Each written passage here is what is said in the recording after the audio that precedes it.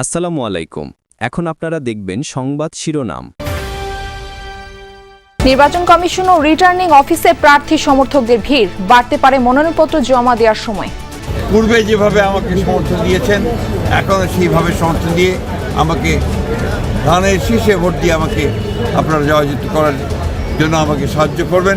নতুন বাংলাদেশ গড়ার এই অভিযাত্রায় আশা করি 18 কোটি মানুষও আমাদের এই মিছিলের সহযাত্রী হবে। গুলশানের পর আজ বিএনপির নয়াপল্টন কার্যালয়ে যাচ্ছেন তারেক রহমান, খালেদা জিয়ার দেখভাল সকালেই হাসপাতালে জুবাইদুর রহমান। রাজধানী সহ দেশের বিভিন্ন জেলায় ঘন কুয়াশা আর হিমেল হাওয়ায় বিপর্যস্ত জনজীবন। শীতের দাপট আরও কদিন বলছে আবহাওয়া অফিস। গফরগাঁওয়ে রাতের আধারে উধাও প্রায় 20 ফুট রেল লাইন। লাইনচ্যুত অগ্নিবীণা এক্সপ্রেসের দুটি বগি, 6 ঘন্টা পর বিকল্প রুটে ট্রেন চলাচল শুরু। অপরাধীদের সীমান্ত পাড়ি ঠেকাতে বিজেপিকে আরো কঠোর নজরদারির নির্দেশ। সবাই প্রচেষ্টায় উৎসব মুখর ভোটের আশা স্বরাষ্ট্র উপদেষ্টার। আসসালামু আলাইকুম। এখন দেখবেন সংবাদ বিস্তারিত। রোববার পর্যন্ত মোট 3114 জন মনোনয়নপত্র সংগ্রহ করেছেন। জমা দিয়েছেন 166 জন। আইন অনুযায়ী দলীয় প্রার্থীদের হলফনামা সহ দলীয় প্রত্যয়ন মনোনয়নপত্রের সঙ্গে জমা দিতে হবে। রিটার্নিং অফিসার বা সহকারী রিটার্নিং অফিসারের কাছে মনোনয়নপত্র জমা দিচ্ছেন বিভিন্ন রাজনৈতিক দল ও স্বতন্ত্র প্রার্থীরা।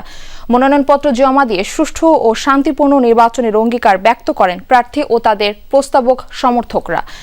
রাজধানীর সেগুনবাগিচায় বিভাগীয় কমিশনারের কার্যালয় ও ঢাকা জেলা প্রশাসকের কার্যালয়ে ঢাকার আসনগুলোর প্রার্থীরা মনোনয়নপত্র জমা দিচ্ছেন। বিএনপির ভারপ্রাপ্ত চেয়ারম্যান তারেক রহমানের পক্ষে মনোনয়ন জমা দিয়েছেন বিএনপির চেয়ারপারসনের উপদেষ্টা আব্দুস সালাম। দেশের বিভিন্ন জেলা ও উপজেলা রিটার্নিং কার্যালয়ে মনোনয়ন ফর্ম সংগ্রহ ও জমা দেওয়ার কাজ চলছে। প্রত্যেক প্রার্থী আচরণবিধি মেনে মনোনয়ন জমা দিচ্ছেন। ঢাকা বিভাগীয় কমিশনার ও রিটার্নিং কর্মকর্তা শরফ আহমেদ চৌধুরী জানিয়েছেন, প্রত্যেক প্রার্থী আচরণবিধি মেনে মনোনয়ন জমা দিচ্ছেন। আচরণবিধি লঙ্ঘন করলে তাৎক্ষণিক ব্যবস্থা নেওয়া হবে। একই আসনের একাধিক প্রার্থী একসাথে এসেছেন, তাদের মধ্যে সৌহার্দ্যপূর্ণ আচরণ লক্ষ্য করা গেছে। এখনো পর্যন্ত নিরাপত্তা নিয়ে খুব বেশি ঝুঁকি নেই বলেও জানান তিনি। ত্রয়োদশ জাতীয় সংসদ নির্বাচনের মনোনয়নপত্র সংগ্রহ ও দাখিলের শেষ দিন আজ। সকাল থেকে বিভিন্ন জেলায় রিটার্নিং ও সহকারী রিটার্নিং কর্মকর্তার কার্যালয়ে ভিড় জমাচ্ছেন প্রার্থী ও কর্মী সমর্থকরা। ফেনী 1 আসনে বেগম খালেদা জিয়ার পক্ষে মনোনয়নপত্র জমা দেওয়া হয়েছে। দুপুরে রিটার্নিং কর্মকর্তার কাছে মনোনয়নপত্র জমা দেন বিএনপির ভাইস চেয়ারম্যান আব্দুল আওয়াল মিন্টু সহ নেতাকর্মীরা। এ সময় তারা আরোগ্য কামনায় সবার কাছে দোয়া চান।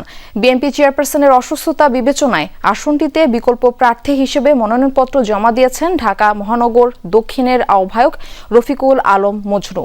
দিনাজপুর 3 আসনে গতকাল বিএনপি চেয়ারপারসনের পক্ষে মনোনয়নপত্র জমা দেওয়া হয়। আজ বিকল্প প্রার্থী হিসেবে সাবেক মেয়র জাহাঙ্গীর আলম মনোনয়নপত্র জমা দিয়েছেন। আগামী নির্বাচনে জনগণের কাছে, এই এলাকার জনগণের কাছে আমার আবেদন থাকবে, অনুরোধ থাকবে যে আপনারা দয়া করে এই অঞ্চলে পূর্বে যেভাবে আমাকে সমর্থন দিয়েছেন এখনও সেইভাবে সমর্থন দিয়ে আমাকে ধানের শীষে ভোট দিয়ে আমাকে আপনারা জয়যুক্ত করার জন্য আমাকে সাহায্য করবেন। সারা দেশেই বেড়েছে শীতের দাপট। বিশেষ করে মধ্য ও পশ্চিমাঞ্চলে গত কয়েকদিন ধরে তীব্র শীত অনুভূত হচ্ছে। আজ দেশের সর্বনিম্ন তাপমাত্রা রেকর্ড করা হয়েছে কিশোরগঞ্জে নিকলিতে 10 ডিগ্রি সেলসিয়াস। কুয়াশার চাদরে ঢাকা পড়ায় বেলা গড়ালেও দেশের বেশিরভাগ স্থানে সূর্যের দেখা মেলেনি। রাস্তায় হেডলাইট জ্বালিয়ে চালাতে হচ্ছে যানবাহন। সড়ক মহাসড়কে যান চলাচল ব্যাহতের পাশাপাশি বিভিন্ন রুটে বিঘ্ন ঘটছে নৌ যান চলাচলেও। আবহাওয়া অফিস জানিয়েছে, উত্তর ও উত্তর পশ্চিমাঞ্চলের উপর দিয়ে ঘন্টায় সর্বোচ্চ 15 কিলোমিটার বেগে হিমেল হাওয়া বয়ে যাচ্ছে। এতে সবচেয়ে বেশি কষ্টে ছিন্নমূল মানুষ। কমেছে আয় রোজগার। কোথাও কোথাও শীতবস্ত্র বিতরণ হলেও তা প্রয়োজনের তুলনায় অপ্রতুল। বাড়ছে শীতজনিত রোগবালাই। প্রচুর শীত, তার মানে 8-10টা কাপড় গাও দিয়েও শীত পুরাচ্ছে না। কাজ কাম করা মুশকিল, কাজে যায় কাজ করা যায় না, আবার কাজ মনে করে ধরলে দেয় কাজ করা যাচ্ছে না, আবার ঘুরে বাইরে চলে আসা লাগে। কোন ঘরের বাইরে আসতে পারতেছে না, লোকের মাঠে একটা লোক নাই, কৃষক নাই, রোদ নাই, গুড়ি গুড়ি বৃষ্টি হচ্ছে, বাতাস হচ্ছে, যার জন্য শীত বেশি হচ্ছে। গফরগাঁওয়ে প্রায় 20 ফুট রেল লাইন তুলে নিয়ে গেছে কে বা কারা। এতে লাইনচ্যুত হয়েছে অগ্নিবীণা এক্সপ্রেসের দুটি বগি। প্রায় 7 ঘন্টা বন্ধ থাকার পর ভৈরব কিশোরগঞ্জ হয়ে শুরু হয়েছে আংশিক ট্রেন চলাচল। রেলওয়ে পুলিশ জানায় ভোর সোয়া 5টার দিকে গফরগাঁও রেলওয়ে স্টেশন প্রবেশের 2 কিলোমিটার আগে শালটিয়া মাঠখোলা নামক স্থানে লাইনচ্যুত হয় জামালপুরের তারাকান্দি থেকে ছেড়ে আসা ঢাকামুখী আন্তনগর অগ্নিবীণা এক্সপ্রেস ট্রেনটি। রেলপথের ওই জায়গায় 20 ফুট পাত খুলে সরিয়ে ফেলায় ট্রেনটির ইঞ্জিন সহ সামনের 2টি বগি লাইনচ্যুত হয়ে পড়ে। এতে বন্ধ হয়ে যায় ঢাকা ময়মনসিংহ রুটে ট্রেন চলাচল। লাইন পুনঃসংযোজনের কাজ শুরু করেছে রেলওয়ে। এদিকে রেলওয়ে নিরাপত্তা বাহিনীর ইনচার্জ জানিয়েছেন, ময়মনসিংহ থেকে যমুনা এক্সপ্রেস ট্রেনটি 11টা 14 মিনিটে রুট পরিবর্তন করে ঢাকার পথে রওনা হয়। এছাড়া ঢাকা থেকে জামালপুরগামী জামালপুর এক্সপ্রেস ও মোহনগঞ্জ এক্সপ্রেস ট্রেন একইভাবে ভৈরব হয়ে যাওয়ার সিদ্ধান্ত নেওয়া হয়। যে রাস্তা থেকে ট্রেনটা আর কি বঞ্চিত নিচে করে দিচ্ছে, পরে সবাই এসে দেখে পরে আর কি যাত্রীগুলা অনেক কষ্ট করে সবাই যাইতেছে ব্যাগ নিয়ে। দেখি যে দুর্ঘটনা অনেক খারাপ, অনেক ভয়াবহ সমস্যা। যাত্রী আতঙ্কের মধ্যে ছিল, যাত্রীদেরকে নিরাপত্তার যে সান্ত্বনা দিচ্ছে দিয়ে তাদেরকে যাতায়াতের ব্যবস্থা করে দিচ্ছে। একটা রেল খুলে ফেলছে দুষ্কৃতীরা, আমরা এটা উদ্ধার পরিচালনা করতেছি। আশা করতেছি 3-4 ঘন্টার ভিতরে হয়তো আমরা উদ্ধারটা শেষ করতে পারবো।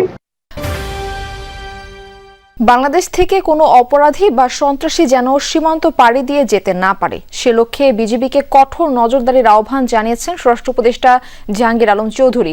বিজিবি দিবস উপলক্ষে সকালে পদক প্রদান অনুষ্ঠানে এই আহ্বান জানান তিনি। উপদেষ্টা বলেন, যে বা যারা সীমান্তে মাদক পাচারে সহযোগিতা করবে তাদের কোনো ছাড় দেওয়া যাবে না।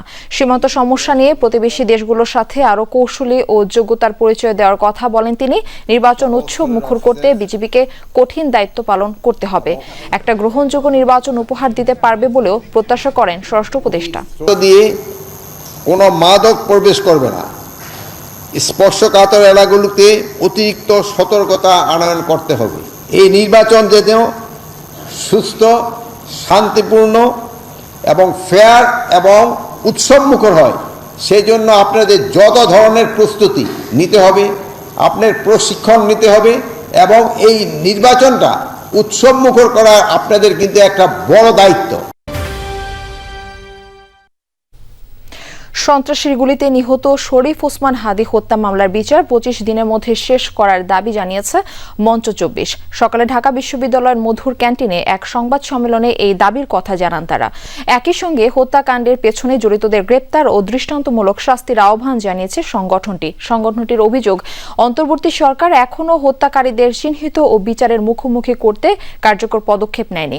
যেসব আসামি ভারতে পালিয়ে রয়েছে তাদেরকে বন্দি বিনিময় চুক্তির আওতায় ফেরত না দেয়া হলে আন্তর্জাতিক আদালতে দিল্লির বিরুদ্ধে মামলা করার হুঁশিয়ারও দেন নেতারা। বলেন, অন্তর্বর্তী সরকার জুলাইয়ে নেতৃবৃন্দদের নিরাপত্তা দিতে ব্যর্থ হয়েছে। নেতাদের দাবি, নির্বাচন পূর্ব সময়ে দেশবিরোধী ও বিদেশি এজেন্টদের চিহ্নিত না করলে সুষ্ঠু ও গ্রহণযোগ্য নির্বাচন সম্ভব নয়। শরীফ ওসমান হাদির হত্যাকাণ্ডের ব্যাপারে যে ধরনের নমনীয় সিদ্ধান্ত নিচ্ছে এবং যে ধরনের নমনীয় পদক্ষেপ নিচ্ছে, আমরা মনে করি আবু সাইদ ওয়াসিম মুগদের চেতনার বিপরীতে গিয়ে এই সরকার আধিপত্যবাদ এবং আগ্রাসনের ভিতরে ঢুকে গেছে।